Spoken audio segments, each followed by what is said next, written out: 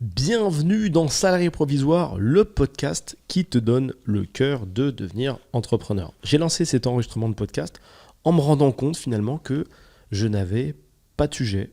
En fait, j'ai quelques idées de sujets, mais je me dis que ça peut être intéressant de faire des podcasts sans sujet. Je trouve ça challengeant de pas trop savoir où je vais. C'est sympa, tu vois, on va être ensemble pendant peut-être une heure, peut-être plus, peut-être moins. Maybe, maybe not, si j'arrive à trouver des trucs à dire.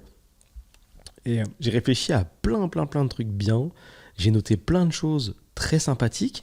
Et en relisant, tu sais, les possibilités, je me suis dit, oh bah non en fait.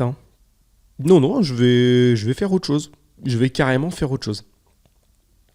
Ce que je vais te raconter aujourd'hui et ce que je vais te dire en fait, ce que j'ai envie de recueillir, ce que j'ai envie de mettre de côté grâce à cet épisode-là, c'est que ça va bien en fait. Ça va bien. Et ça, vraiment, j'ai l'impression qu'on le dit pas assez ou qu'on le voit pas assez. L'ambiance est particulière. Tu vois, j'ai la chance de pouvoir visiter plusieurs pays dans l'année à chaque fois. Et c'est vrai qu'en France, il y a toujours ce petit côté un peu négatif, les gens sont vénères. Donc aujourd'hui, on va parler de trucs bien. Mais je vais t'expliquer que ça va bien, je vais t'envoyer du love et si possible du soleil pendant un certain temps. Tu vois, là pour toi, c'est cure thermale, c'est bonheur, c'est de l'eau de source, tu vas pouvoir te baigner, c'est soleil, prends tes lunettes de soleil, mets tes lunettes de soleil même s'il pleut, mais mets-les, on va passer un petit moment comme ça, je vais t'envoyer du bonheur, un max. Après ce moment-là, dans cette cabine UV, tu vas être bronzé comme si tu avais passé du temps à Dubaï en été, là où il fait 260 milliards de degrés. Tu vas cramer comme dans le désert. Écoute, ça va bien. Franchement, ça va bien. Ça va super bien. Tout va bien. Le perso va bien, le pro va bien. Je sais même pas par où commencer. C'est génial. C'est top. Franchement, ça tue. Je crois que j'ai jamais autant trouvé de clients automatiquement que maintenant. Tu vois, dans toute ma vie, dans tout le parcours business, et j'en ai fait, depuis 2012, ça commence à faire. C'est le moment où j'ai l'impression d'avoir, et c'est le cas un petit peu plus toutes les années, compris encore un truc supplémentaire sur le business. Il y a eu des années où c'était plutôt linéaire, mais là, vraiment, ça monte encore. J'empile, tu vois, j'ai l'impression de faire une partie de Jenga, mais dans l'autre sens. Plutôt en construction, pas en retirant les bouts de bois. Si tu connais pas le concept de ce jeu-là, c'est des tours en bout de bois. Donc tu construis une tour, donc qui est volontairement pas forcément parfaitement symétrique, on va dire ça comme ça en tout cas dans sa construction, pour donner la possibilité à chaque joueur à leur tour, une fois que la tour est construite, de retirer petite lamelle de bois par petite lamelle de bois. Et celui qui fait tomber la tour a perdu. Et bien là, j'ai l'impression de faire une partie de Jenga mais dans l'autre sens. C'est-à-dire que je compose, je crée la tour, j'ajoute des étages, sauf que c'est parfaitement symétrique, c'est bien équilibré, et quand c'est posé, c'est-à-dire quand il y a une nouvelle implémentation qui est faite dans la boîte, c'est posé quoi. Et je me dis, waouh! Truc marrant, c'est que mon activité principale, comme tu le sais, consultant en stratégie de développement, c'est d'entrer dans les boîtes avec des dirigeants, forcément, donc je suis en contact avec des chefs d'entreprise tout le temps, et mon travail, c'est de mettre en place dans leur boîte des systèmes qui amènent des clients automatiquement. Ok ? Et ensuite, dans un second temps, une fois qu'on leur a amené cette vague de clients en automatique, qu'ils pensaient impossible, on est obligé de mettre en place des process, des outils, des automatisations, des méthodes qui vont permettre à ses équipes, ou même à lui-même, ou à sa petite équipe, de gérer ce qui arrive, de gérer le flux. Tu vois, il y a quand même un écart entre faire une soirée chez toi à 10 et faire une soirée dans une salle à 100. C'est quand même pas le même game. Tu vois. Dans la deuxième configuration, il y a un traiteur, il faut prévoir des couverts, il faut prévoir à boire pour tout le monde, il faut prévoir l'alcool, pas alcool, il y a des allergies, etc. Tu vois, c'est plus complexe. Donc quand tu passes d'une petite soirée chez toi à un petit banquet, t'as besoin d'aide. Surtout quand ça se fait dans la même semaine. Tu vois, souvent c'est ça. Les gars sont assis sur des mines d'or, ils sont pas vraiment au courant. On arrive avec la possibilité de perforer le sol, on perfore, on dit regarde sur quoi t'es assis. Alors, on stocke où l'or qu'on sort tous les jours là? Et le mec il dit mais j'ai pas d'entrepôt moi. Ah bah d'ailleurs on va construire un entrepôt alors. Et voilà, on met dans l'entrepôt. T'as les machines pour bouger là, les petits Fenwick, les petits chariots élévateurs? Eh non j'ai pas. On va t'amener des chariots élévateurs. T'as des rangements pour ranger l'or en hauteur et tout parce que ça commence à faire. Ah non j'ai pas. Bon, on va te mettre des rangements. T'as quelqu'un à l'inventaire pour compter l'or qu'on t'amène? T'as pas? Ouais, on va te mettre quelqu'un à l'inventaire. Voilà. En gros, c'est ça le job. Je trouve ce truc-là passionnant. Marrant, c'est que pour cette même boîte, j'ai besoin également d'avoir un flux de clients automatique. Il est mieux, tu vois, d'éviter d'être le cordonnier le plus mal chaussé du game. Donc si tu vends une solution, applique-la d'abord sur toi. Ok? Là où je vois qu'il y a un différentiel de niveau, et je trouve ça passionnant, c'est que ces entreprises-là qui ont besoin de posséder un système comme ça, qui est un peu la base du business, en fait, finalement, même si elles existent depuis plusieurs années, on va bosser avec des mecs qui existent depuis 3, 4, 5, 6 ans, 7 ans, qui vont peut-être faire plusieurs millions par an, peuvent mal fonctionner, en fait, et de manière non optimisée pendant très longtemps. Ce qui fait que je me mets à travailler donc avec des dirigeants qui sont en place, qui sont OK, qui sont contents, bon, souvent qui n'ont pas de temps parce que c'est pas organisé, tu l'as compris, et ils se retrouvent à passer au niveau zéro de la gestion d'un système, alors que ça fait 5-10 ans qu'ils ont une entreprise. Et ça, c'est particulier. Imagine, tu fais un truc pendant des années, t'es respecté, c'est toi le chef, c'est toi le patron, et c'est super, et un jour, tu sens que si tu continues comme ça va être compliqué. Tu fais appel à nos services, on t'amène du système, et là, tu retombes, en tout cas tu tombes, ou tu te mets dans une config, tu es dans une configuration où tu es débutant dans ton propre business. Tu deviens débutant dans la gestion de ton propre business. Je reprends l'exemple de la soirée. Inviter 10 convives, facile. En inviter 50 ou 100 dans une salle, pas le même game. Est-ce que tu as assez de tact pour arriver à négocier des prix avec le traiteur? Est-ce que tu sais trouver un traiteur? Comment on les choisit? Où on les trouve?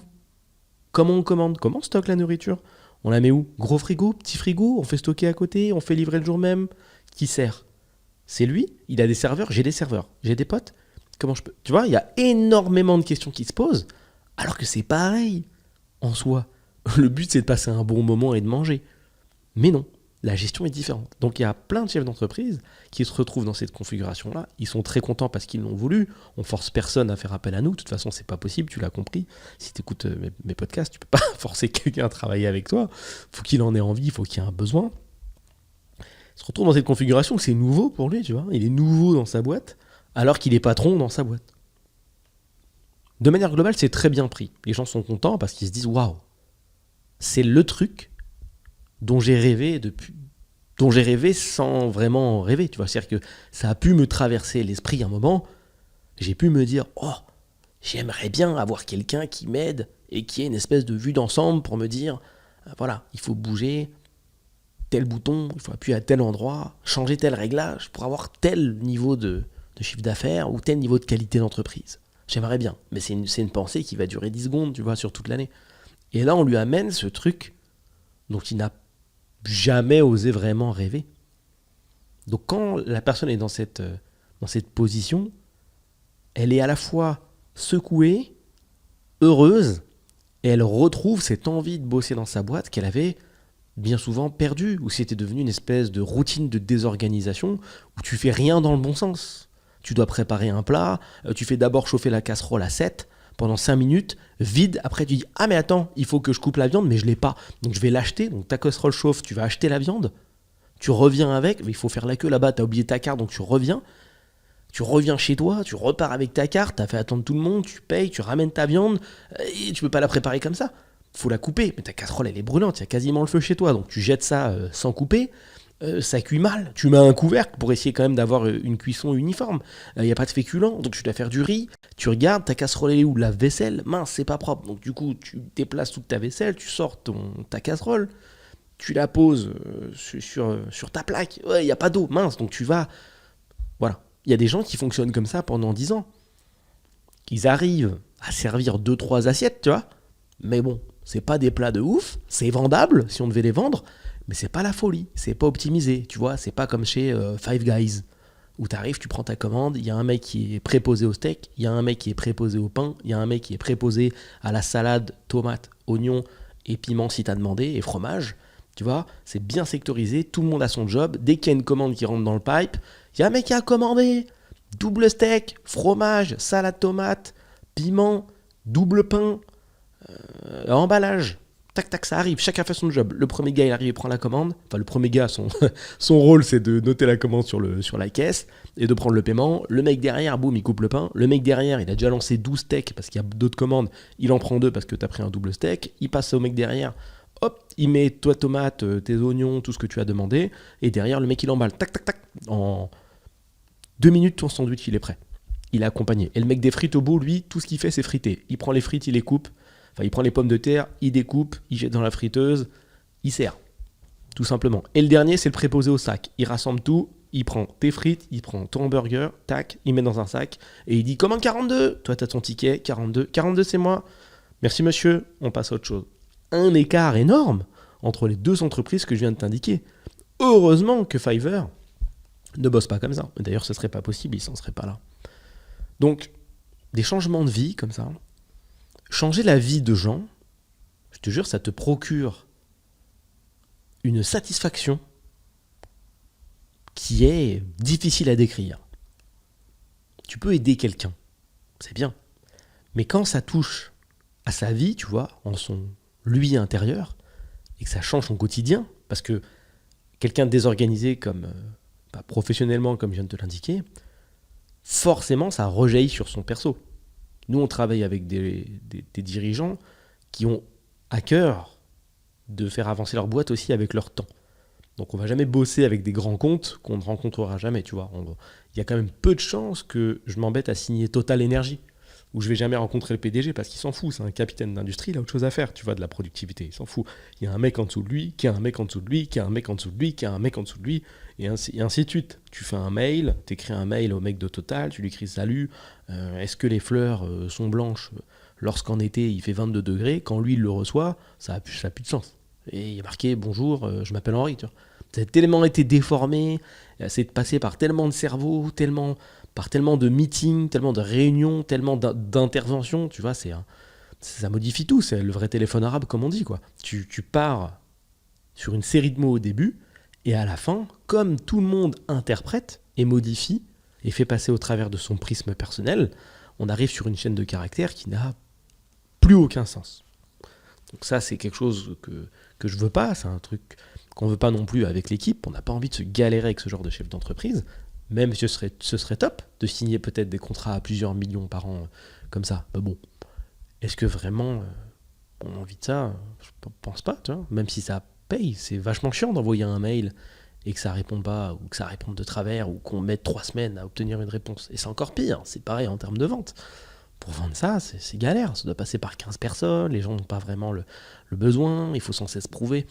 Je préfère bosser avec 10 chefs d'entreprise qui font entre 300 000 et 10 millions par an, que bosser avec un ou deux grands comptes, disons un, qui va faire 1 milliard par an, et avec lequel tu dois dépenser une quantité d'énergie titanesque pour faire bouger un mot sur le site internet. Ça arrive, ça arrive. J'ai moi-même travaillé dans une grande entreprise pendant longtemps. Waouh, il y a des outils et des choses qui n'ont pas bougé pendant des années. Il y avait une inertie dans la modification qui était ouf. Parce qu'il y avait l'idée, après le gars il valide l'idée, qui a transmis au mec qui change l'idée, et puis après il fallait oui, mais peut-être on va remodeler l'idée pour être sûr que ça soit bon. Tiens, mais ce que tu penses, un ping-pong des enfers. Et comme tout le monde est désorganisé, ça n'en finit pas. Tu mettais parfois 7, 8 mois, 1 an et demi à avoir une modification sur un site internet. Encore pire quand il s'agissait d'outillage interne. C'était un truc de ouf. Des années, 4 ans, 5 ans pour changer un bouton. Normal, tout va bien. Le bouton qui envoie des pommes dans la machine, il y a marqué poire dessus. Vous pouvez mettre pomme, tu remontes l'information, 4 ans et demi plus tard, c'est pas fait. C'est pas fait. Oui, c'est en cours, c'est dans les tuyaux, oh là là, ces phrases là, c'est dans les tuyaux, on va s'en occuper. Non, par pitié, s'il vous plaît. Arrêtez avec vos tuyaux et implémentez, soyez un petit peu efficace dans la vie, c'est important. Et quand tu as ta propre boîte, donc qui ne fait pas forcément X milliards, et que tu n'as pas forcément assez de staff pour recruter quelqu'un d'efficace, ça peut donner ça. Donc sur un plus petit volume, comme toi, tu vas toi-même au taf, même si tu fais plusieurs millions par an, ça te touche. Quand ça va moins bien, t'es touché directement. Quand ça va mieux, t'es aussi touché directement. Mais t'as le même stress que tes gars. ou à peu près le même stress que tes gars. Parce que tu essayes de tout manager en même temps, puisque c'est pareil, il y a des erreurs managériales qui sont faites. C'est-à-dire que moins tu as de monde, plus tu micromanages. Tu vois lui, tu dis, oui, toi, va plutôt à gauche. Non, mais attends, j'aime pas trop comment tu cliques. Toi, fais ci, fais ça. Spécial dédicace pour Jérém, clique plus vite, s'il te plaît. C'est particulier. C'est particulier, ok. Bon. C'est spé. Salut à toi et merci d'être là. On marque une petite pause juste pour que je te donne la genèse en fait de Salarié Provisoire. Salarié Provisoire, comme tu peux le voir, c'est un podcast qui est authentique. Je te parle de faits réels, je te parle de ma vie, je te donne des détails techniques, que ce soit sur du perso ou sur du professionnel, pour que tu puisses t'identifier et appliquer les conseils que je donne potentiellement dans les situations que tu mènes dans la vie. Si ça t'intéresse d'en savoir plus, je t'invite à t'abonner tout simplement ou à mettre 5 étoiles sur la plateforme sur laquelle tu écoutes ce podcast. Je te laisse retourner à l'épisode et merci encore à toi. Je le répète, tout va bien, ce métier est passionnant, on n'a jamais eu autant, j'ai jamais eu autant de demandes et c'est incroyable, c'est une rafale, tu as des demandes en boucle, tu vois, en boucle, tout le temps. Salut. Marrant parce que quand t'en as pas, ce qui m'est arrivé il y a longtemps, tu rêves de pouvoir vendre tes trucs. Et tu passes par plusieurs stades qui sont assez drôles. C'est-à-dire qu'au début, tu rêves de trouver, bon, je te fais un résumé, je te fais un parcours classique, mais un résumé quand même d'il y a longtemps, mais au début, tu rêves de pouvoir vendre quelque chose. Une fois que tu as vendu quelque chose, tu rêves de pouvoir gagner un petit peu plus. Après, tu rêves de gagner encore un petit peu plus. Après, tu rêves d'avoir un genre de récurrence pour être sûr d'en vivre. Une fois que tu en vis, tu aimerais en vivre mieux. Une fois que tu en vis mieux, tu aimerais avoir vraiment une récurrence pour passer au niveau supérieur et être sûr que ça va durer plusieurs années. Et ainsi de suite, et ainsi de suite, et ainsi de suite. Donc, on arrive dans ces boîtes-là. Le sujet est à chaque fois différent. Néanmoins, on a des procédures qui sont bien carrées, donc qui s'appliquent à peu près n'importe quelle entreprise de service. Donc ça, c'est génial et c'est tout un travail. Et c'est un travail qui est discret. Ça, c'est quelque chose que tu ne vois pas vraiment. Nous-mêmes, dans notre organisation, on pourrait se perdre et faire comme le gars que je t'expliquais tout à l'heure qui veut passer d'inviter une dizaine de personnes chez lui à en inviter 100 dans une salle. On pourrait, nous aussi, se perdre en essayant de vendre ça et en faisant que des trucs ultra customisés de l'enfer. On pourrait mettre 15 heures par jour par projet, ce qui nous demanderait de nous staffer à mort et de recruter 20 personnes par semaine, ce qui n'est pas le cas. Aujourd'hui, ça tourne à 5 personnes, grand maximum. Tout le monde en plus n'est pas dans l'opérationnel, donc c'est magnifique. Avoir une boîte de cette taille-là, en tout cas de solide comme ça, avec peu de personnes, c'est terrible, je suis content. Tu vois, ça c'est des choses qui me rendent fier dans la vie. Je me dis, waouh, j'ai réussi à créer un système qui marche fort, quoi, avec peu d'éléments, mais ultra optimisé.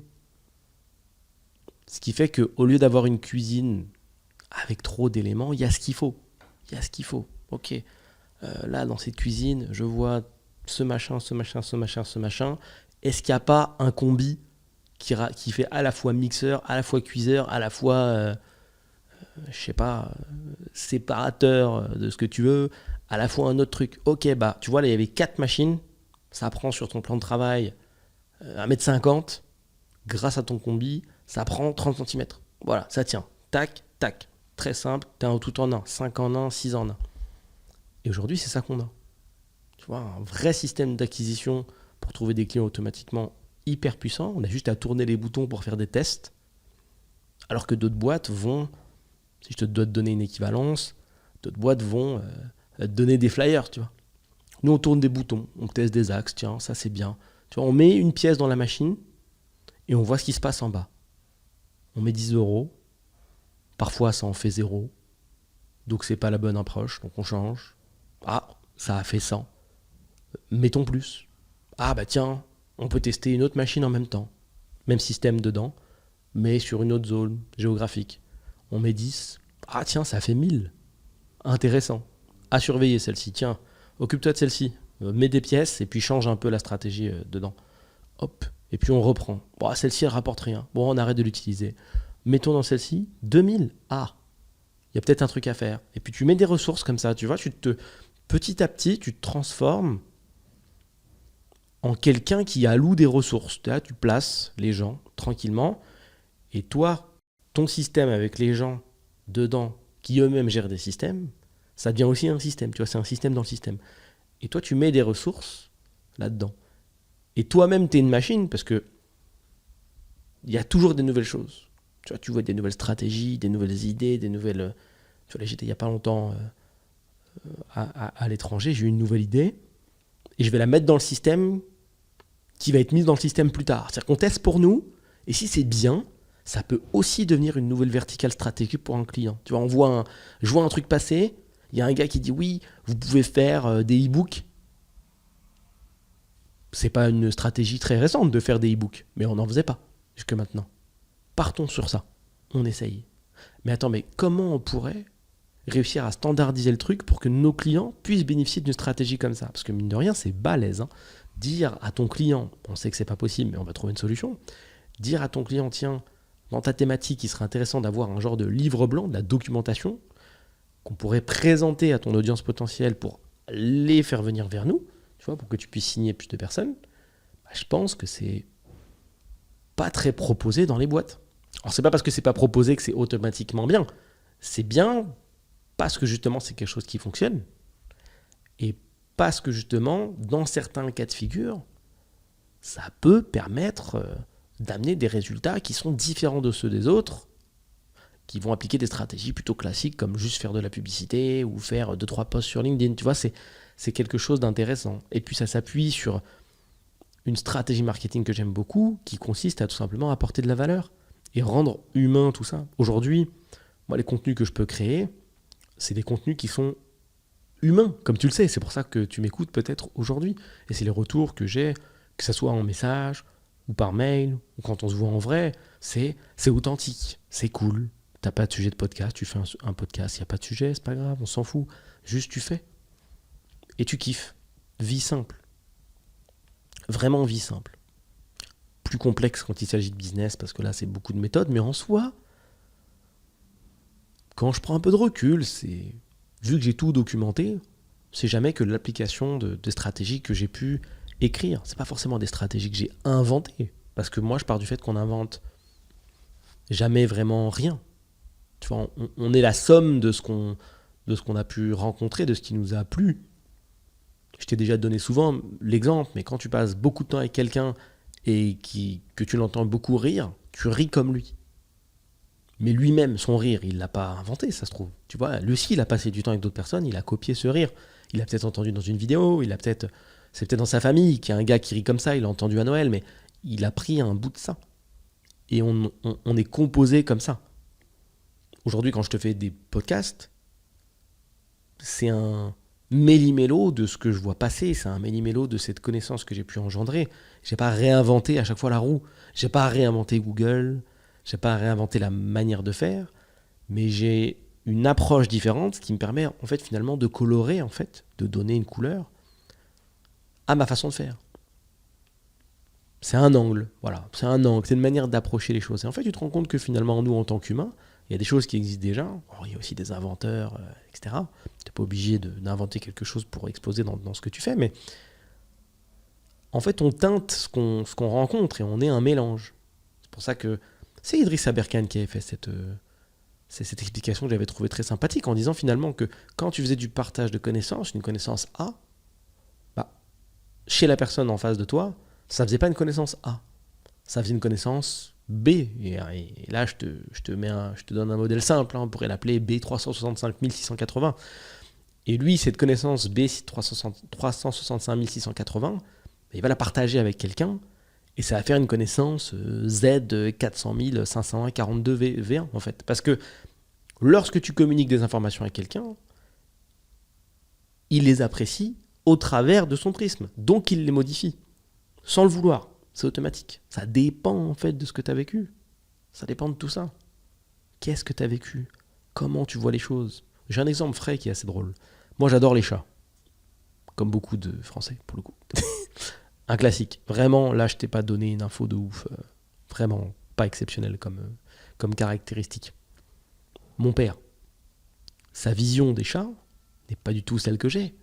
Donc forcément, comment je vais lui donner une anecdote X ou Y sur ces petits animaux incroyables, mais lui, il va pas du tout le voir comme ça. C'est-à-dire que lui, moi, une photo de chat, ça m'évoque un moment cool, parce que j'en ai, parce que ça se passe comme ça.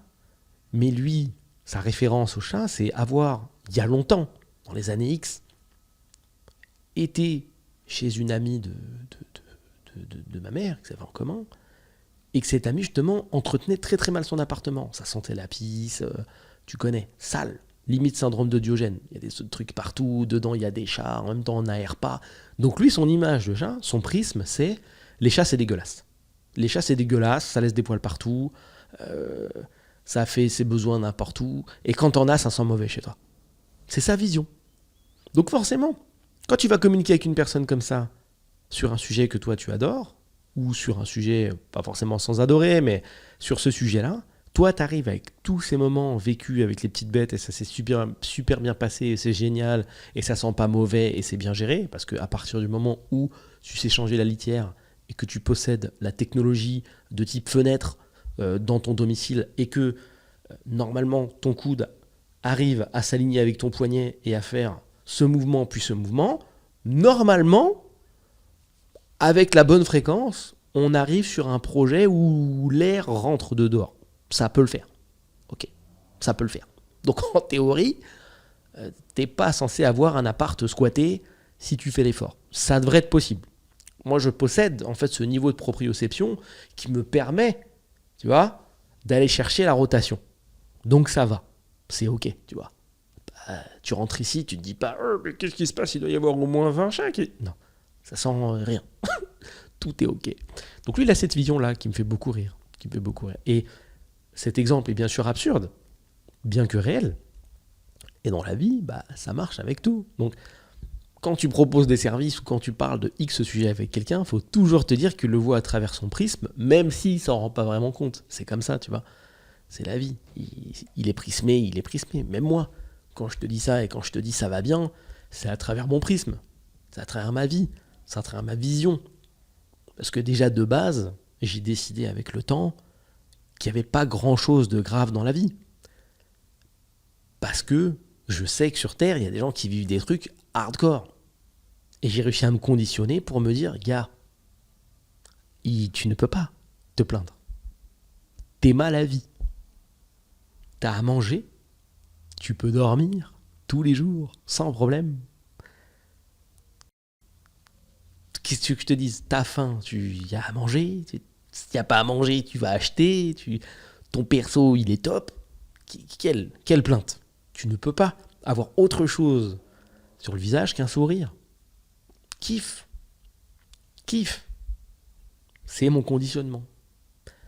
Néanmoins, tu vois, un exemple assez marrant. Tu prends ce podcast, cette même petite partie, et tu la montres à quelqu'un qui voit la vie en noir, voire en gris, tu vois, perso de merde, tout va mal dans sa conception, il comprend pas, il n'est pas conditionné pareil, tu vois, il comprend pas qu'il a de la chance d'être dans un pays où tout va bien, etc. Il se rend pas compte, tu vois, il voit pas qu'il y a des gens, il sait pas, tu vois, il a pas voyagé. Ça arrive, les voyages, ça te conditionne. Tu lui fais écouter ça, il va dire, mais c'est qui ce bobo, c'est qui ce bouffon là? Ouais, il a rien vécu, etc. Son prisme. Et c'est ok. Prends-le en compte ça, je te jure que ça t'amène encore un petit peu plus de distance quand tu fais des nouvelles rencontres ou pour gérer tes potes. Quand je dis gérer, t'as compris, gérer, discuter, ou pour vendre des choses. Tu vois, quand tu proposes tes services. Parce que tu vas pas trop mal réagir, tu vas pas mal réagir à la réponse de la personne en face de toi. Tu pars toujours du fait que chacun a son prisme et que c'est ok. C'est un peu comme un enfant qui t'insulte. Tu vois, il a 10 ans, il te lâche une insulte comme ça, il a 10 ans. Il sait pas ce qu'il dit, il fait n'importe quoi. Tu vois, t'arrives à te conditionner, à te dire, mais arrête.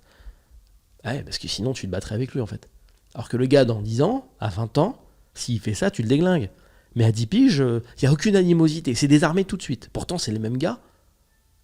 Et c'est la même insulte. Pourquoi dans 10 ans, c'est grave et maintenant, c'est bon? Tout est une question de conditionnement. C'est un enfant, il sait pas ce qu'il dit. Et ben dans la vie, c'est pareil. Tu te conditionnes, dès que tu vois du négatif, c'est son prisme. Et c'est ok. Pas la peine d'essayer de le convaincre. Tu peux pas convaincre un mec qui a une sale vie, qu'il a de la chance. C'est difficile. Parce que sa vision, elle est comme ça. Je te souhaite, en fait, si t'es quelqu'un qui broie du noir, d'arriver à changer un peu ton angle et à te rendre compte de la chance que t'as. Ça serait top. Ce serait top. En tout cas, crois-le ou pas, ça fait du bien. Quand t'arrives à comprendre les choses qui sont vraiment importantes, tu vois, tu commences à... Je trouve que moi, ce qui ouvre un peu les yeux dans la vie, c'est de perdre des gens que t'aimes, tu vois. Ça te fait un espèce de rappel à la réalité, ou perdre proche de toi, ou perdre des proches, ou perdre des animaux, ou perdre... ou des gens autour de toi que t'aimes fort, qui perdent des gens qu'ils aiment fort. Ça te fait une espèce de rappel à la réalité qui est fort, tu vois. Et là, ah ouais, d'accord. Donc en fait, finalement, lui, sa mère, elle est morte. Et il l'aimait plus que tout. Et je vois comment il est. Finalement, hier, quand je t'ai embrouillé parce que t'avais bu le dernier coca, j'aurais pu faire autre chose que d'être aussi toxique. Ah ouais, peut-être que ça, là, c'est le plus important. Et moi, ma mère, est-ce que je prends le temps de lui parler? Est-ce que je l'appelle de temps en temps? Est-ce que je vais la voir? Est-ce que on s'envoie des messages? Tu vois, ça te fait mettre de côté tous les trucs un peu secondaires, et ça te fait ramener au centre de ta vie les choses qui comptent. Et tu te rends compte que les choses qui comptent, pas des milliards quand même, hein. Et tout le reste autour, les petits détails, ça devient insignifiant. Rien n'est grave. Rien n'est grave. Il y a quelques personnes dans mon entourage qui comprennent pas ça, mais avec les années, c'est bon, c'est rentré, tu vois. Mais au début, ce qu'on me disait, c'est mais attends, mais pour toi, rien n'est grave. Je dis mais bien sûr, rien n'est grave. Qu'est-ce qui est grave? Explique-moi la situation là. Ouais, mais là, imagine, j'ai eu un accident, la voiture elle est pétée, faut l'amener au garage, etc. Waouh, c'est grave ça, dis donc. Ouais, c'est grave de ouf. Tu vois, il faut payer des trucs, l'assurance, nanana, c'était pas prévu, blablabla, blablabla. Je dis bien, bien, bien.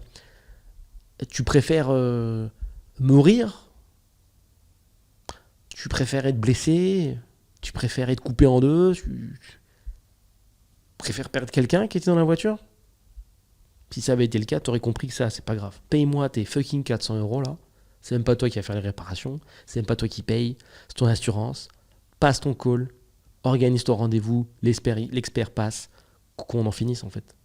Là, t'es en train de te plaindre parce que monsieur, bien sûr, a sa dépanneuse qui est full prise en compte dans l'assurance, qui va venir prendre sa petite voiture abîmée, la poser dans le garage, pas n'importe lequel, de son choix, si possible à côté de chez lui pour pas qu'il marche trop.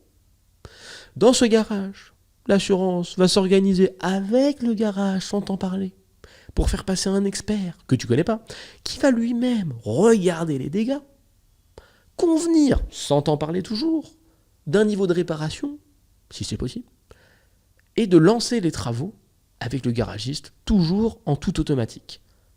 T'as appelé quasiment personne, t'as passé un coup de fil, t'as pas besoin de te mettre les mains dans le cambouis ou autres produits qui vont permettre de réparer ta voiture, t'as pas de temps à passer dessus, juste un jour on t'appelle et on dit bonjour monsieur X, votre voiture est prête, vous pouvez passer la chercher. C'est de ça que tu es en train de te plaindre, c'est ça? Vraiment? Pas grave. Pas grave. Faut mettre de côté. Et quand tu te rends compte qu'en fait, t'es entouré de trucs pas graves, eh ben tu t'énerves plus.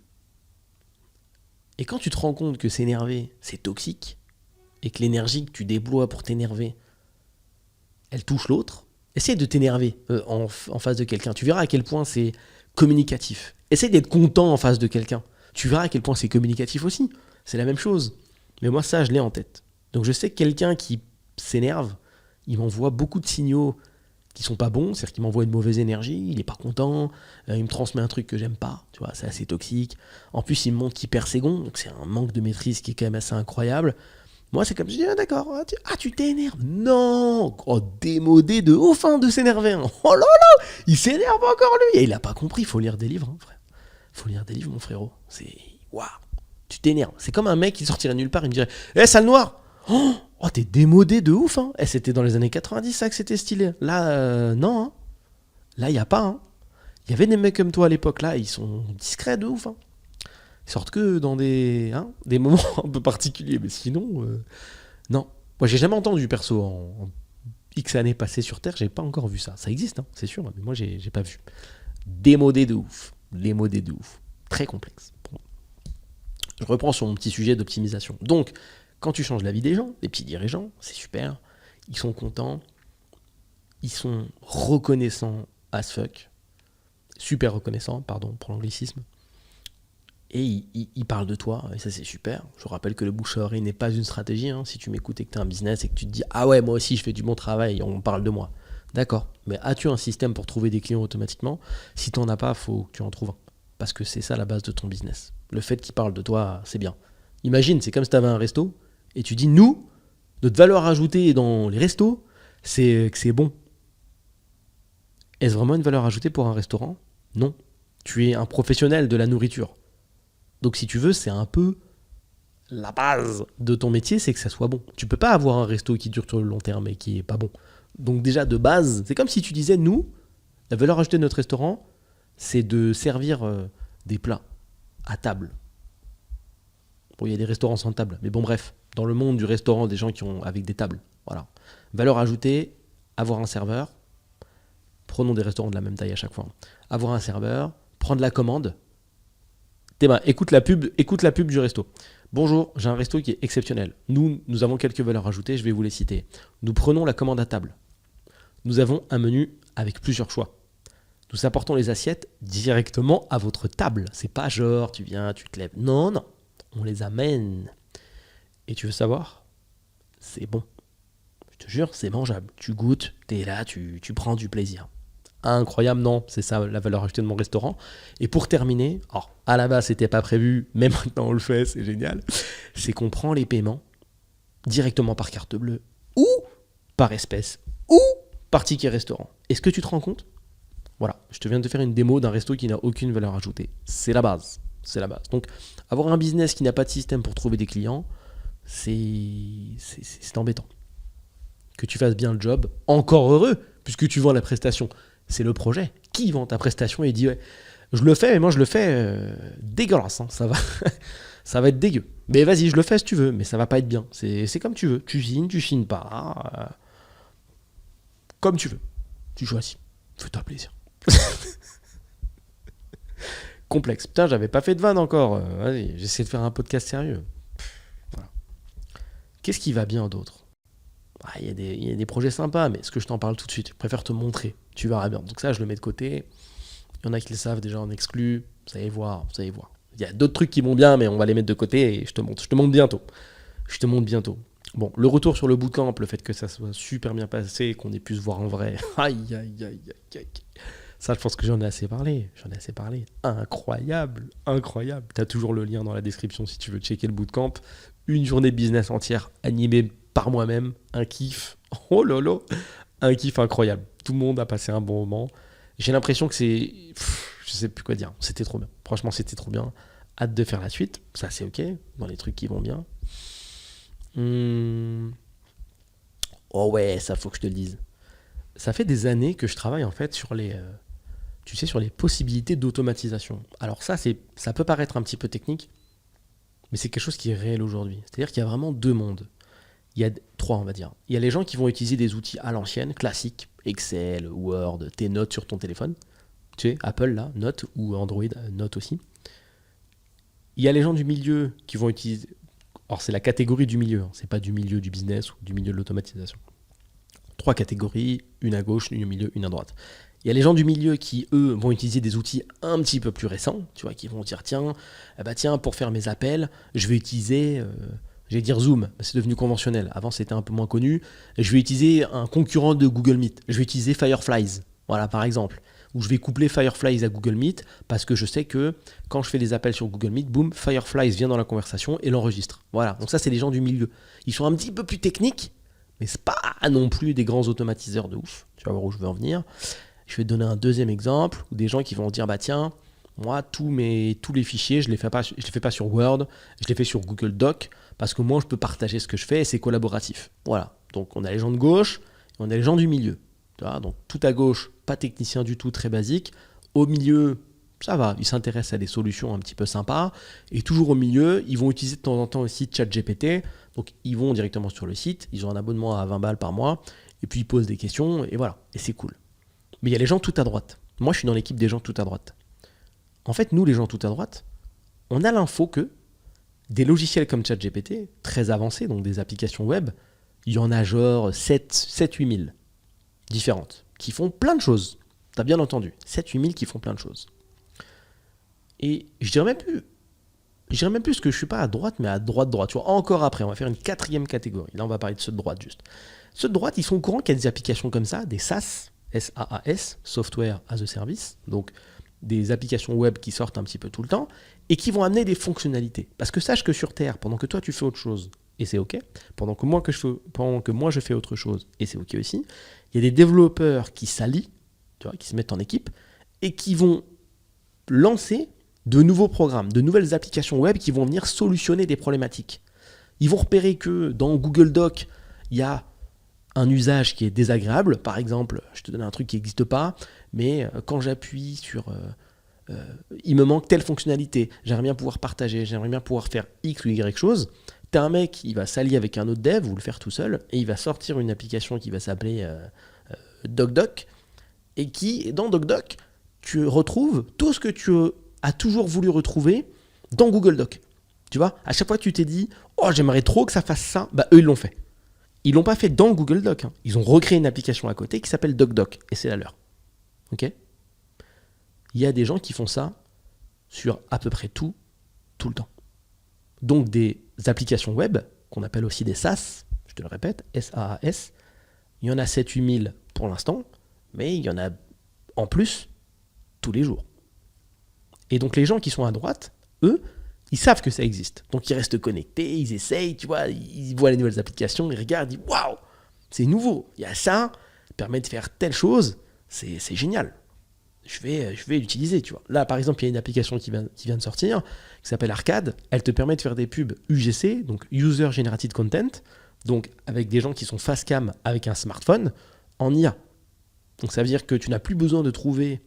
En fait, si tu veux, il y a des pubs qui fonctionnent très très bien. C'est les pubs qui sont faites avec un mec qui tient tout simplement son téléphone face à lui et qui dit « Salut, j'ai écouté le podcast Salarié Provisoire et il est trop bien, écoutez-le ». Une pub comme ça, c'est beaucoup plus efficace qu'une pub vachement travaillée où moi-même je vais me filmer avec une caméra, faire une ambiance cinéma et dire « Écoute le podcast, c'est génial ». Quand c'est une recommandation, en général dans la vie, ça marche souvent mieux. Donc, comment je peux avoir une pub en User Generated Content, donc une pub qui est générée par un utilisateur, il faudrait que je trouve un utilisateur, un influenceur ou un utilisateur basique, quelqu'un qui a un téléphone, ça va pas être trop dur, un mec qui sait bien s'exprimer et qui explique que Salarié Provisoire, c'est trop bien, si je voulais faire une pub qu'on appelle UGC. Qu'est-ce que c'est la problématique de ça ? C'est qu'il faut que je trouve le gars, il faut qu'il ait envie de le faire, il faut que le prix m'aille, il faut qu'il sache parler. Il faut qu'il soit convaincant. C'est une problématique. Et comme je te l'ai toujours dit, un business correspond à l'apport d'une solution à une problématique. Donc aujourd'hui, je rencontre cette problématique et la solution, ça peut être Arcade, ce que je viens de tester. Et sur Arcade, ce qu'il te dit, c'est on a entraîné des modèles IA, vidéo, sur des tonnes et des tonnes de gens qui se sont pris facecam et on a créé des modèles qui n'existent pas, donc des humains qui n'existent pas, qui se filment dans des environnements qui n'existent pas, des salons, des pièces, dehors, peu importe, et qui disent ce que tu veux. Donc tu vois, tu passes de « je dois trouver un modèle convaincant, blablabla » à « j'ai une IA qui va créer une vidéo qui semble être totalement amateur, avec un discours que tu vas pouvoir contrôler de A à Z, sans erreur, puisque je ne t'ai pas parlé de toutes les problématiques inhérentes au fait d'embaucher quelqu'un pour faire ça, enfin de payer quelqu'un pour faire ça, et le tout en auto. Tu vois, ça, c'est les choses qui sortent tous les 2 jours. Il y en a plein des comme ça. Il y en a plein.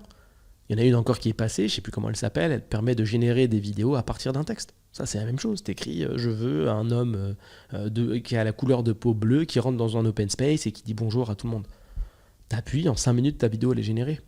Tu dis « Ah non, le plan de caméra, j'aime pas, je préfère que ça fasse un plan où ça zoome un peu sur son visage. » Ça te le fait. C'est ouf. Franchement, c'est ouf.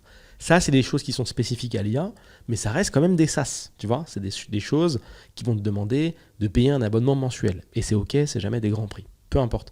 Donc ça, c'est la catégorie numéro 3. Moi, je trouve que je suis dans celle d'à côté, et je ne suis pas tout seul, parce que je pense à côté de moi, il y en a encore une, mais on va en créer que 4.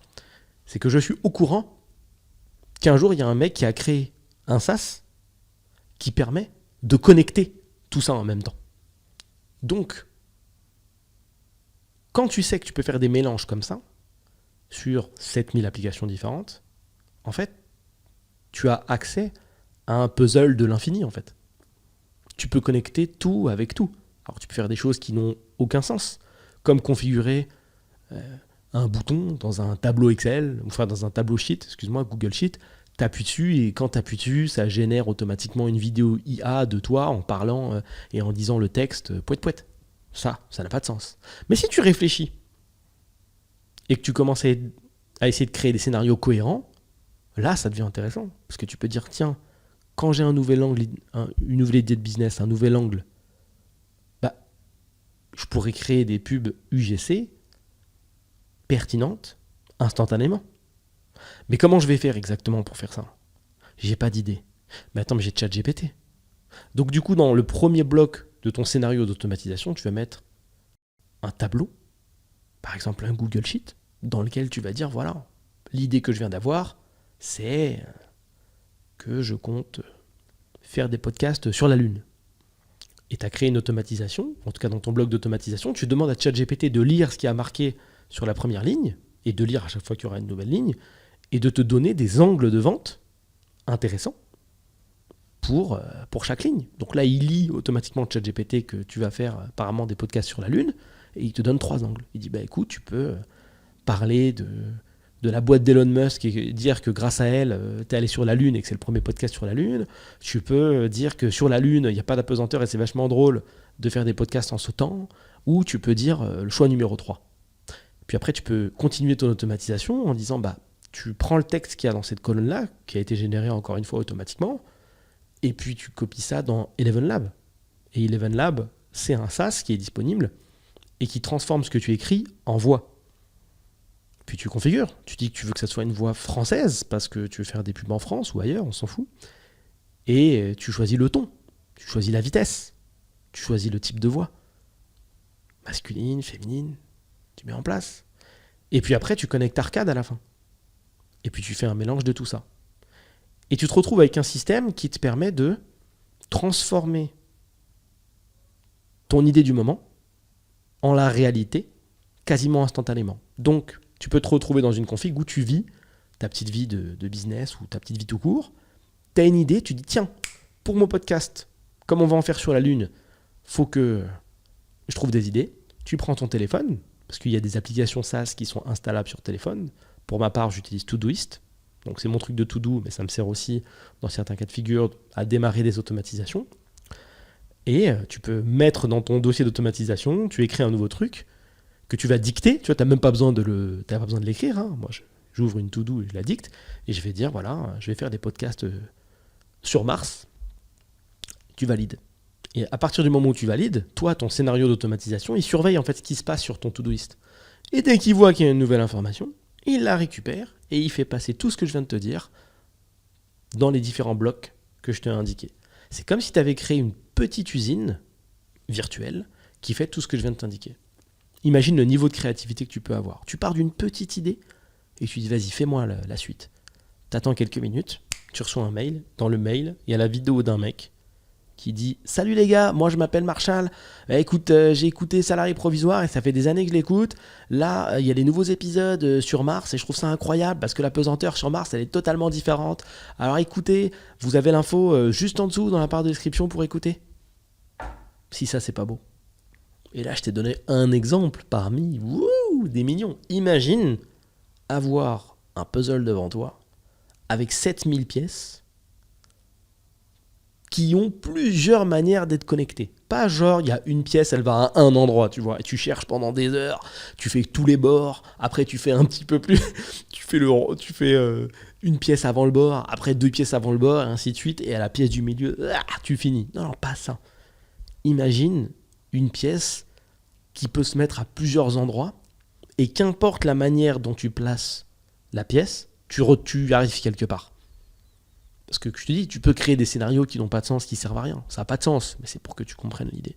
Et ça, c'est passionnant. Et donc, j'en viens là pour te dire que je suis très content d'avoir développé cette compétence avec le temps, de pouvoir passer de l'idée à la réalisation. Tu vois, dans le même corps. C'est pas genre, tu as une idée, et tu dis, je dois trouver un mec qui va faire le scénar, etc. Là, j'ai l'idée, et boum. J'arrive à créer le scénario dans l'heure. Facile. Et il fonctionne, tu vois. Je te donne un cas de figure très concret que je pourrais faire. Tu vois, moi, je ne fais pas de plan de podcast. J'aime pas faire ça. Par contre, j'ai un dossier sur Todoist, donc sur mon application de notes, on va l'appeler comme ça, enfin de To-Do. J'ai un dossier qui s'appelle podcast. Et j'ai une automatisation qui fait que dès que je rajoute un podcast dans Todoist, tous les jours à 20h, il vérifie, donc mon automatisation vérifie s'il y a une nouvelle ligne là-dedans. S'il la trouve, il la prend, il la déplace dans un tableau et il enlève la to-do de ma to-do. Tu vois, c'est comme si j'avais une assistante qui regardait tous les soirs, elle ouvre la porte, elle ouvre le tiroir, il y a un papier ou pas? Ah, il y a un papier. Elle le prend, elle ferme le tiroir, elle s'assied à un bureau, elle ouvre un ordinateur, elle va sur Google Sheet, elle recopie et elle supprime le papier, elle le met à la poubelle. Et après, elle ferme l'ordinateur. C'est comme si ça, c'était fait en automatique. Tu vois? Si je veux, ce que je pourrais faire, c'est rajouter quelques blocs d'automatisation et dire, tiens, ChatGPT, voici le sujet de mon podcast. Donne-moi un plan simple en 4 étapes. Et une fois qu'il est prêt, tu me l'envoies par mail. Et je pourrais même aller encore plus loin. Je pourrais m'amuser à faire correspondre l'arrivée de ce plan dans mes mails à mon heure de tournage de podcast. Admettons que je tourne tous les jours, tous les mardis à 11h30. Je peux m'assurer pour que mon automatisation, elle récupère les infos et qu'elle m'envoie le mail à 11h20, si je veux. Et ce qui fait que donc, du coup, je m'assois comme ça, j'ouvre mes mails et il y a mon plan et je commence en auto. Alors que l'idée, je l'ai eue à l'étranger en train de faire autre chose, tu vois. J'étais sur mon transat, j'ai eu une idée, je dis tiens, comme dans les films à l'époque, tu sais, avec leur dictaphone là. Note personnelle, je pense qu'il faudrait parler des iMac 18, ça va être pas mal. Voilà, tu sautes dans la piscine, tu fais autre chose. Et pendant ce temps, ça travaille pour toi. Des scénarios comme ça, actuellement, pour que tu aies un ordre d'idée, alors qui font pas que ça, hein, mais qui font diverses choses qui sont incroyables. J'en ai tout de suite là, je te donne l'info qui tourne actuellement. J'en ai créé dans ma vie 88 et j'en ai qui tournent 66. Donc il y a 66 mouvements qui sont faits en automatique sans que j'ai besoin d'intervenir. Et c'est pour ça que je te dis que je suis vachement fier de maîtriser cette compétence, parce que je trouve ça vraiment trop stylé de se dire attends, mais je dois faire ça, ça et ça. Mais attends, mais c'est facile. J'ai l'esprit, tu vois, d'avoir l'esprit de se dire mais tiens, mais je sais exactement comment on fait. C'est évident. Faire ça et ça, je sais que c'est telle application qui le fait. Ça et ça, cette application peut le faire. Ça, l'application peut le faire. Ça, l'application peut le faire. Tu mets en place, tu valides, tu testes, ça fonctionne. Parfait. J'aurais pas besoin de le faire à la main. Franchement, ça tue. C'est une compétence que j'ai pas vu venir. Je pensais pas que ça me passionnerait autant, mais c'est quelque chose vraiment que je te recommande tellement, que ça soit pour ta vie perso, ou pour ton business, ou pour ton taf. Si tu as un taf, intéresse-toi vraiment à make.com. Va voir. Va faire un tour. L'automatisation, dans trop de configs, ça te fait gagner du temps. Et puis en plus, une fois que tu sais faire des choses personnalisées, tu peux, si tu veux, faire des choses qui sont sur mesure et qui t'importent. Et qui sont capitales pour toi au travers de ton prisme. Je te donne un cas de figure. Par exemple, toujours dans Todoist. Moi, j'aime pas trop qu'il y ait des to-do qui traînent. Tu vois, j'aime bien que tout soit bien rangé, les horaires, tout config, etc. Ça, c'est ok, tu vois, c'est à peu près fait tout seul. Pas besoin d'automatisation. Le matin, je les place, c'est super. Dans certains cas de figure, vers 21h, 21h30, quand je regarde une dernière fois, il y a des trucs qui traînent. Je les ai laissés parce que je me dis, tiens, demain, je vais les déplacer et les mettre à la journée d'aujourd'hui. Donc, tu vois, je vais les mettre à la journée d'aujourd'hui quand on est demain. Mais du coup, ça m'oblige soit à les déplacer à la main, changer la date et mettre demain, soit le lendemain, commencer ma journée en voyant marqué en retard, plus toutes les tâches du jour. Je t'ai dit, on est des humains, nous les signaux, ça nous touche. C'est grave relou de commencer sa journée, 7h, 8h, il y a marqué en retard. Gars, j'ai pas encore commencé à bosser, pourquoi il y a marqué en retard? En plus, c'est pas important. Tu vois, t'es là dans des considérations. Moi, ça me touche et ça me saoule. Donc, j'ai créé une automatisation qui va vérifier toutes les tâches après 21h30 qui n'ont pas été clôturées. Prend ces tâches.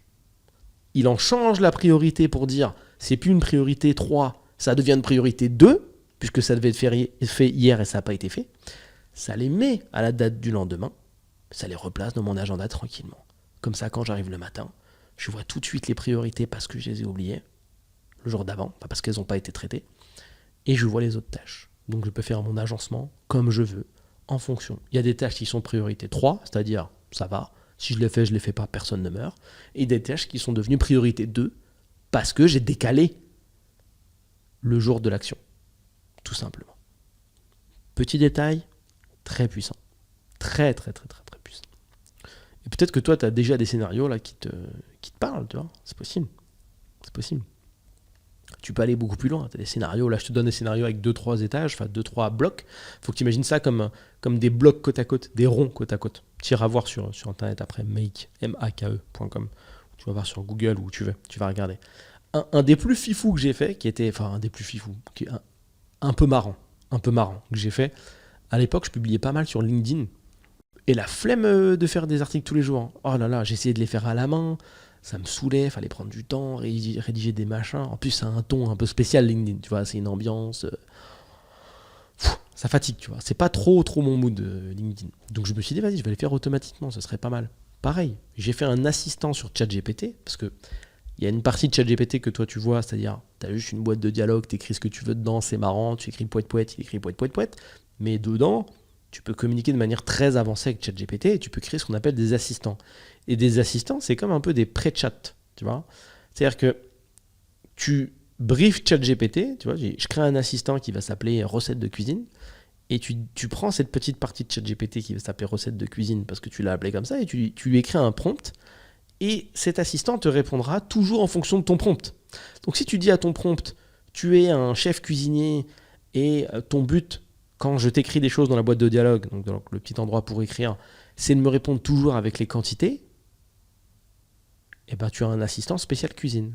Tu vois, ça t'évite d'être dans ta cuisine, d'écrire « Salut ChatGPT, je suis en train de faire la cuisine et actuellement j'ai besoin que tu me donnes seulement les quantités pour faire la recette du nanana. » Non, là, t'as pas besoin de faire ça.